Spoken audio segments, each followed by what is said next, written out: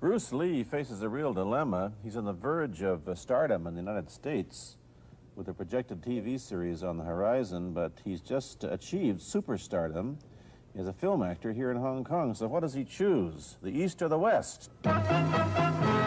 It's the Pierre Burton Show, the program that comes to you from the major capitals of the world.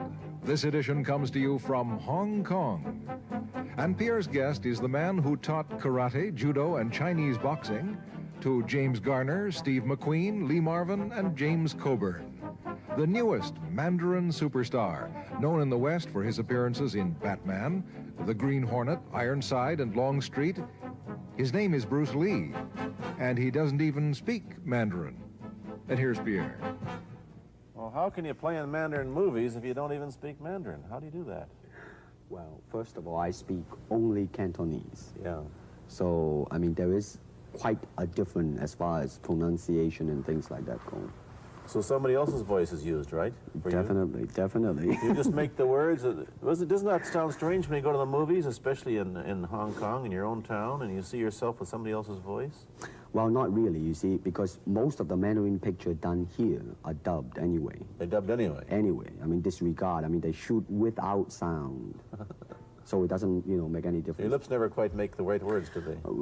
Yeah, well, that's where the difficulty lies, you see. I mean, in order to, because the Cantonese have a different way of saying things, you know, I mean, different from the Mandarin. Yeah. So I have to find, like, something similar to that and keep a kind of a feeling going behind that. Something that matching the Mandarin deal. Like the Does old it silent sound complicated? days. Like the old silent days. But I gather in the movies made here, the dialogue is pretty stilted anyway. Yeah, I agree with you. I mean, see, to me, a motion picture is motion. Yeah. I mean, you got to keep the dialogue down to the minimum. Did you look at many Mandarin movies before you started playing in the first one? Yes. What did you think of them when you saw them? Quality-wise, I mean, I have to admit that it's not quite up to the standard. However, it is growing, and it is getting higher and higher and going toward that standard, than what I would term quality. They say the secret of your success in that movie, The Big Boss, which was such a success, you're rocketed you to stardom in Asia, was that you did your own fighting. Well, I mean, definitely, in the beginning, I had no intention or whatsoever that what I was practicing and what I'm still practicing now would lead to this to begin with. But martial art has a very, very deep meaning as far as my life is concerned, because as an actor, as a martial artist, as a human being, all these I have learned from martial art. Maybe for our audience who doesn't know what it means, you might explain exactly what you mean by martial art. Right. Martial art include all the combative arts like karate or karate, judo, Chinese kung fu or Chinese boxing, whatever you call it. All those.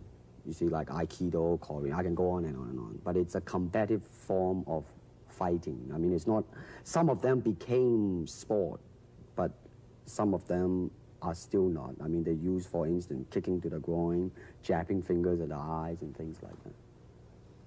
No wonder you're successful in the Chinese movies. They're full of this kind of action anyway. They needed a guy like you could... Violence, man. So you didn't have to use a double when you moved into the motion picture world here. You did it all yourself. Right. Can you break 5 or 6 pieces of wood with your hand or your foot? I'll probably break my hand and foot. But tell me a little bit... you set up a school in Hollywood, didn't you, for people like James Garner and Steve McQueen and the others? Yes. Why would they want to learn Chinese martial art? Because of a movie role? Not really. I mean, most of them, you see, to me, at least the way that when I teach it, all type of knowledge ultimately means self-knowledge. Mm-hmm. So therefore, they're coming in to, and ask me to teach them not so much of how to defend themselves or how to do somebody in. Rather, they want to learn to express themselves through some movement, be it anger, be it determination, or whatsoever. So in other words, what I'm saying, therefore, is that he is paying me to show him in combative form the art of expressing the human body. Which is acting, in a sense, isn't it? Well, Or it would be a useful tool for an actor to have. it's, I mean, it might sound too philosophical, but it's unacting acting or acting unacting, if you... You've lost me. I have, right? So what I'm saying, actually, you see, I mean, it's a combination of both. I mean, here it is the natural instinct, and here is control. You are to combine the two in harmony. Not, if you have one to the extreme, you will be very unscientific. If you have another to the extreme, you become all of a sudden a mechanical man, no longer a human being. So it is a successful combination of both. So therefore, it is not only, I mean, so therefore it's not pure naturalness or unnaturalness. The ideal is unnatural naturalness or natural unnaturalness. Yin yang, eh? Right, man, that's it. Yeah, one of your students, James Coburn, played in a movie called Our Man Flint, in which he used karate. Is that what he learned from you? He learned it after. Oh, he film, went yeah. after he played in Our Man Right, Flint. right. You see, actually, I do not teach, karate because I do not believe in styles anymore. I mean, I do not believe that there is such thing as like Chinese way of fighting or the Japanese way of fighting or whatever way of fighting, because unless human beings have 3 arms and 4 legs, we will have a different form of fighting. But basically, we have only 2 hands and 2 feet. So styles tends to not only separate man, because they have their own doctrines, and then the doctrine became the gospel truth, that you cannot change, But if you do not have styles, if you just say, well, here I am, as a human being, how can I express myself totally and completely? Now, that way, you won't create a style, because style is a crystallization, I mean, that way, it's a process of continuing growth. You talk about Chinese boxing. How does it differ from, say, our kind of boxing? Well, first, we use the feet. That's and a then start. we use the elbow. And You use the thumb, too? you name it, man. We use it all. You have to, you see, because, I mean, that is the expression of the human body. I mean, everything. I mean, not just the hand. And when you're talking about combat, well, I mean, if it is a sport, now you're talking about something else. You have regulations, you have rules. But when you're talking about fighting as it is, No rules. with no rules. Not real fighting. Well, then, baby, you better train every part of your body. And when you do punch, now I'm leaning forward a little bit, hoping not to hurt any camera angle. I mean, you gotta put the whole hip into it and snap it and get all your energy in there and make this into a weapon. I don't want to tangle you in any dark that right now. You anyway. came at me pretty fast there. What is the difference between Chinese boxing and what we see these young men doing at 8 o'clock every morning on the rooftops in the parks called shadow boxing, which they're always... Well, actually, you see, that is part of Chinese boxing. It is. There are so many schools, different Everybody here schools. seems to be, going like this all the time. Well, that's good. I'm they're all in I'm good very shape. glad. I'm very glad to see that, because at least somebody is caring for their own body, right? Yeah. I mean, that's a good sign. Well, it's a kind of a slow form of exercise, which is called Tai Chi Chuan. I'm speaking Mandarin just now. Yeah. Cantonese, Tai Chi Kun, okay? I see. And it's more of an exercise for the elderly, not so much for the Give me young. a demonstration. Show me. Can you do it a little bit of it? Just so I mean, that, hand-wise, it's very slow. Oh, is it? And you push it out, but all the time you are keeping the continuity going. Bending, stretching, everything. Suppose, I mean, you just keep it moving. It's like a ballet dancer there. Yeah, it is. I mean, to them, you see, the idea is running water never grows stale. So you got to just keep on flowing. Of all your students, famous, James Garner, Steve McQueen, Lee Marvin, James Coburn, Roman Polanski, which was the best? Who adapted best to this Oriental form of exercise and defense? Well, depending, okay? Now, as a fighter, Steve McQueen, now, he is good in that department because that son of a gun got the toughness in him. Yeah. I You mean, see it on the screen. I mean, he would say, all right, baby, here I am, man. You know, and he'll do it. Yeah. Now, James Coburn is a peace-loving man, Yeah, I met him. right? I mean, Yeah. you've met him. I mean, he's really, really nice. I mean, Yeah. super mellow and all that. I He mean, is, you know, yeah. I mean, now, he appreciates the philosophical part of it. Therefore, his understanding of it is deeper than Steve. So it's really hard to say. You see what I'm saying Yeah. now? I see. I mean, each it's one's different. I mean, it's different. So that's, I mean, depending on what you see in it. Interesting that we don't, in our world, and haven't since the days of the Greeks who did, combined philosophy and art with sport. But quite clearly, the Oriental attitude is that the three are facets of the same things. Man, listen, you see, really, to me, okay, to me, ultimately, martial art means honestly expressing yourself. Now, it is very difficult to do. I mean, it is easy for me to put on a show and be cocky Yeah. and be flooded with a cocky feeling and then feel like pretty cool and all that. Or I can make all kinds of phony things, you see what I mean? Blinded by it. Or I can show you some really fancy movement. But to express oneself honestly, not lying to oneself, and to express myself honestly, now that, my friend, is very hard to do. And you have to train. You have to keep your reflexes so that when you want it, it's there. When you want to move, you're moving. And when you move, you are determined to move. Not taking 1 inch, not anything less than that. If I want to punch, I'm gonna do it, man, and I'm gonna do it, you see? So, I mean, so that is the type of thing you have to train yourself into it, to become one with the, you think? After he left the University of Washington, where he studied, of all things, philosophy, if you can believe that. He did, but that, perhaps you understand why the two go together from the first half of this program. But I'm told that you got the job on the Green Hornet, where you played Cato the chauffeur, mainly because you're the only Chinese-looking guy who could pronounce the name of the leading character, Britt Reed. I meant that as a joke, of course. And it's a heck of a name, man. I mean, every time I said it at that time, I was super conscious. I mean, really now, that's another interesting thing, huh? Let's say if you learn to speak Chinese. Yeah. And it's very, I mean, it's not difficult to learn and speak the word. The hard thing, the difficult thing, it's behind what is the meaning, what brought on the expression and feelings behind those words. Like when I first arrived in the United States, and I look at a Caucasian, and I really would not know whether he was putting me on, or is he really angry, because we have different way of reacting to it. See, those are the difficult things, you see.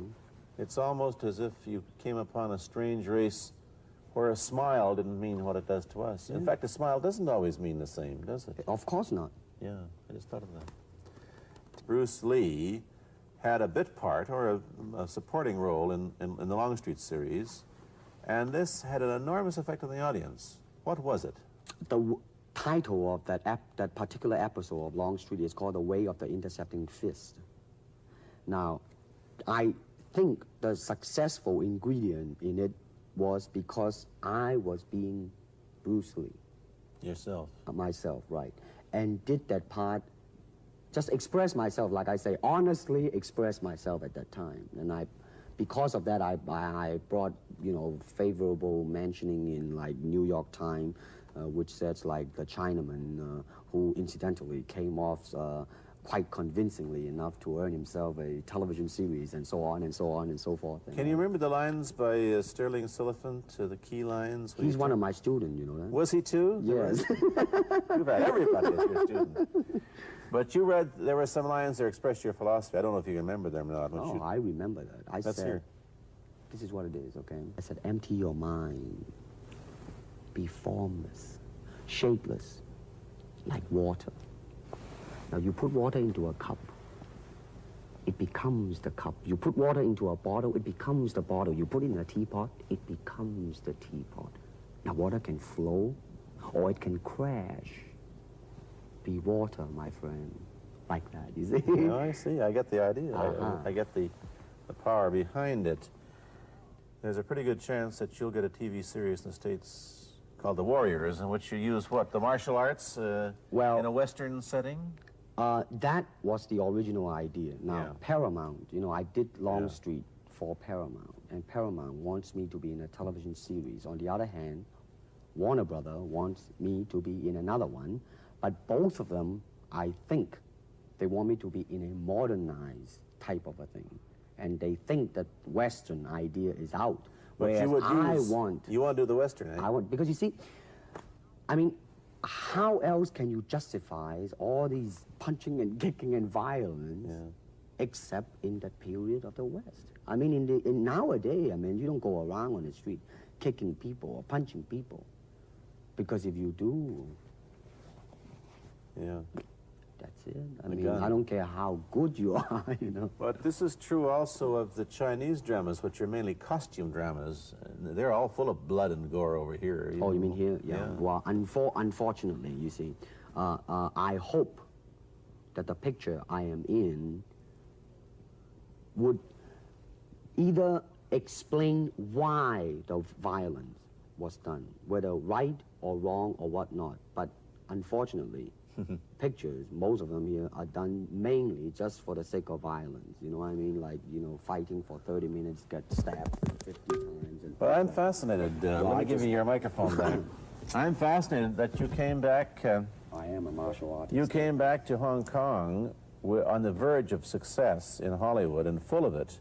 And suddenly, on the strength of one picture, you become a superstar. Everybody knows you. You have to change your phone number. You get mobbed in the streets. Now, what are you going to do? Are you going to be able to live in both worlds? Are you going to be a superstar here, or one in the States, or both? Well, let me say this.